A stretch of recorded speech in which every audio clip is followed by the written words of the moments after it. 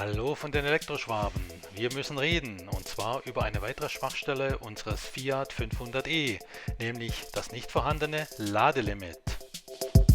Derzeit gibt es beim Fiat 500e keine im Fahrzeug eingebaute Möglichkeit, den Ladevorgang beim Erreichen einer bestimmten Ladegrenze, beispielsweise bei 80% State of Charge, automatisch zu beenden.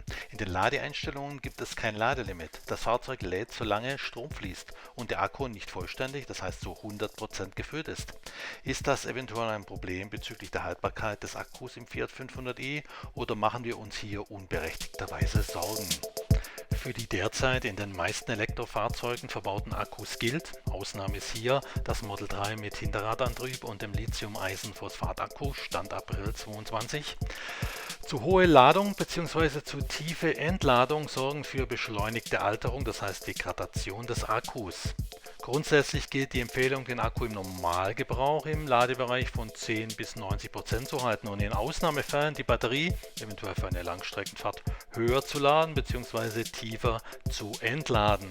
Insbesondere gilt die Empfehlung, das Fahrzeug nicht unnötig lange mit entladener oder vollgeladener Batterie stehen zu lassen.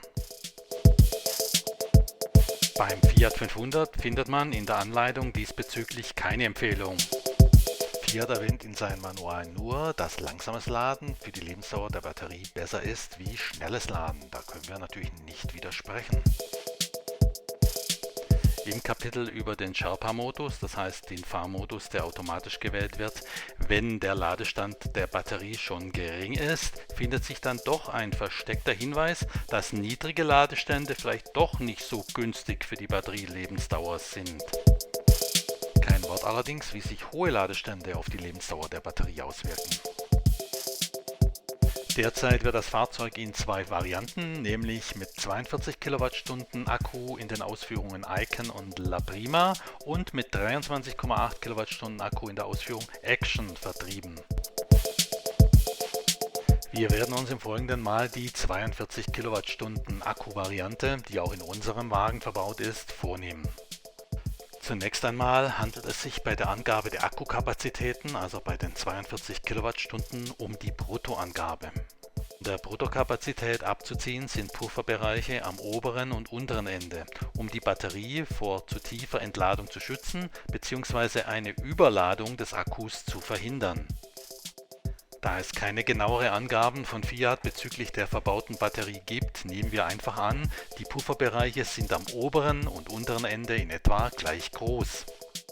Die tatsächlich nutzbare Akkukapazität liegt bei 37,3 Kilowattstunden.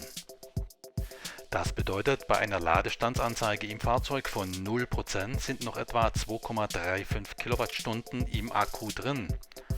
Das ist auch gut so, denn ein in der Realität vollständig entladener Akku wäre eventuell irreparabel beschädigt. Für das obere Ende der Skala bedeutet das, wenn der Akku zu 100% geladen ist, ist er in der Realität tatsächlich nur zu 94,4% geladen. Das heißt, aufgrund der fehlenden Ladebegrenzung im Fiat 500e laden wir das Fahrzeug bzw. den Akku jedes Mal auf 94,4% seiner Gesamtkapazität auf. Das heißt, wenn unsere Annahmen stimmen, wäre das für unser Empfinden zu hoch. Man darf nicht vergessen, dass der Fiat 500e mit diesem Ladestand eventuell auch mal länger steht. Fiat gewährt eine Garantie von 8 Jahre oder 160.000 Kilometer auf den großen Akku, das heißt auf den 42er Akku. Beim kleinen Akku sind es 8 Jahre und 100.000 Kilometer, je nachdem, was zuerst eintritt. Wichtig ist aber, die Garantie greift bei Erreichen von 70% der Kapazität. Das heißt, eure Reichweite muss sich um über 30% verringert haben, um dies als Batteriedefekt anerkannt zu bekommen. Es sei daran erinnert, hohe Ladestände fördern die Degradation des Akkus. Falls ihr euren Fiat 500e also länger behalten wollt, würden wir euch empfehlen, den Akku nicht ständig vollständig aufzuladen. Eventuell könnt ihr über eine Zeitschaltfunktion an einer Wallbox die Ladedauer und damit auch den Ladestand letztendlich begrenzen.